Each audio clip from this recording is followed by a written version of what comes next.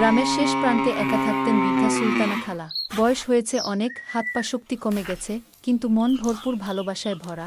তার একমাত্র সঙ্গী ছিল একটি সাদাবাদামি রঙের গরু, যার নাম ছিল গাইটি। সুলতানা খালার ছেলেমেয়ে শহরে চলে গিয়েছে, মাঝে মাঝে খোঁজখবর নিত, তবে মায়ের কাছে আসত না। তাই খালা বলতেন, আমার পৃথিবী মানেই আমার গাইটি।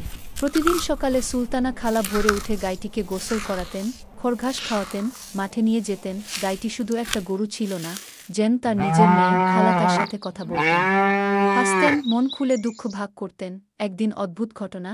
একদিন সকালে খালা দেখলেন গাইটি ঠিকমতো খাচ্ছে না, মাথা নিচু করে দাঁড়িয়ে আছে, চোখে যেন কষ্টের ছাপ। খালা ভয় পেয়ে গেলেন। তিনি গাইটিকে আদর করে বললেন, কি হলো মা, কেন এমন কষ্ট পাচ্ছ? গাইটি মৃদু ডাক দিল, কিন্তু খেতে পারল না। খালা কাঁদতে কাঁদতে গ্রামবাসীদের ডাকলেন। সবাই এসে বলল, খালা চিন্তা করবেন না, আমরা ডাক্তার আনব। ডাক্তার আসলো। বিকেলে শহর থেকে এক পশু চিকিৎসক এলেন, সাদা কোট পরা, হাতে ব্যাগ। গাইটিকে পরীক্ষা করলেন, ওষুধ দিলেন, ইনজেকশন দিলে। সবার চোখে চিন্তার ছাপ। খালা ডাক্তারকে অনুরোধ করে বললেন, ও আমার সবকিছু, দয়া করে গাইটাকে বাঁচান।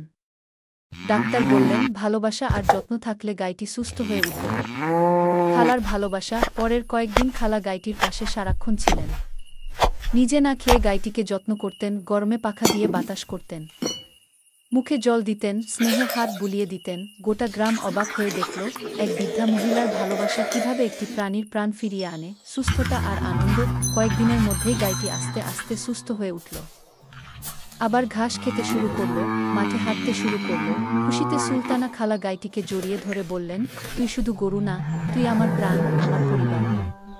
গোটা গ্রাম হাসল, খুশি হল। সবাই শিখল, মানুষ হোক বা পশু, সত্যিকারের ভালোবাসা ও যত্নই সবকিছু বদলে দিতে পারে।